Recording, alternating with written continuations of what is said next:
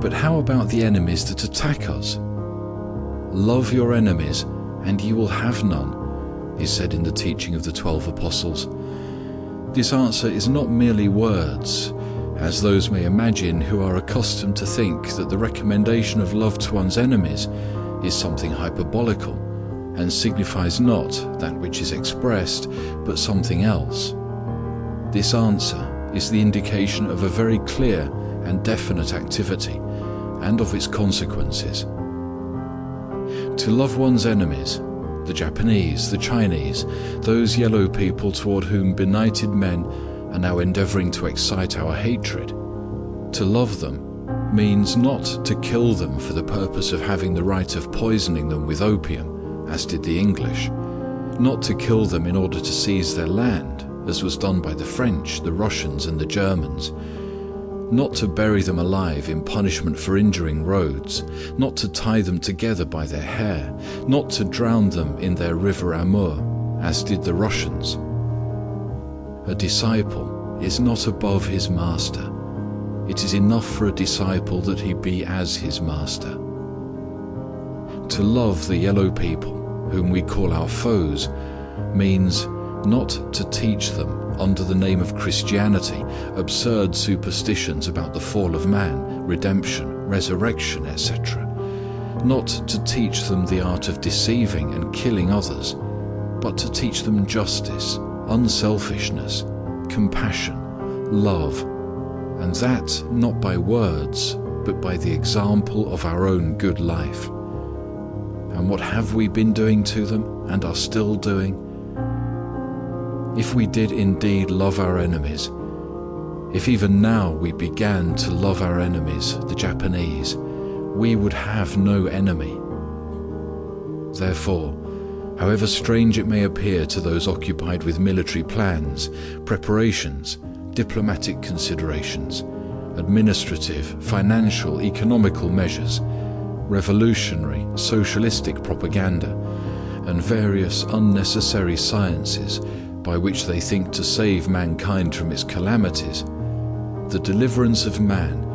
not only from the calamities of war, but also from all the calamities which men inflict upon themselves, will take place not through emperors or kings instituting peace alliances,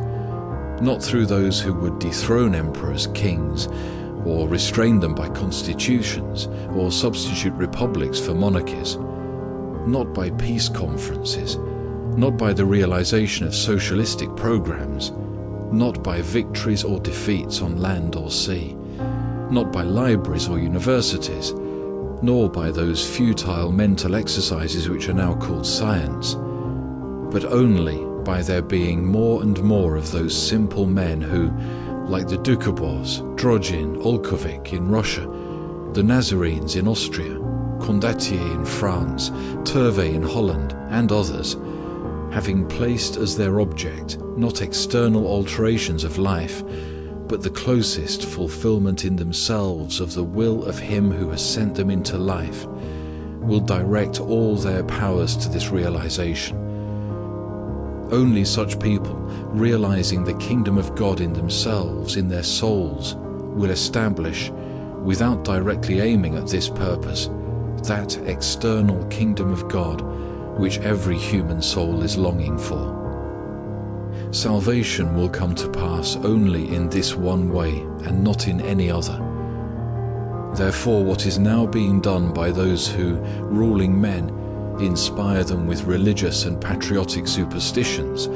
exciting in them exclusiveness, hatred and murder, as well as by those who, for the purpose of freeing men from slavery and oppression, invoke them to violent external revolution, or think that the acquisition by men of very much incidental and for the most part unnecessary information will of itself bring them to a good life. All this, by distracting men from what alone they need, only removes them further from the possibility of salvation. The evil from which the men of the Christian world suffer is that they have temporarily lost religion.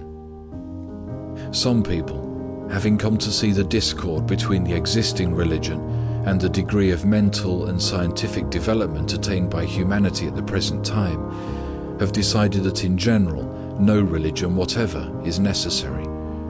They live without religion and preach the uselessness of any religion of whatever kind.